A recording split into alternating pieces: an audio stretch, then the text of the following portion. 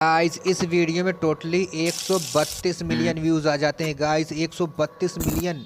इस वीडियो में आखिर ऐसा कौन सा टैलेंट दिखाया गया है जो 132 मिलियन व्यूज़ पहुंच जाते हैं। गाइस प्लीज़ आप लोग कमेंट करके बताओ।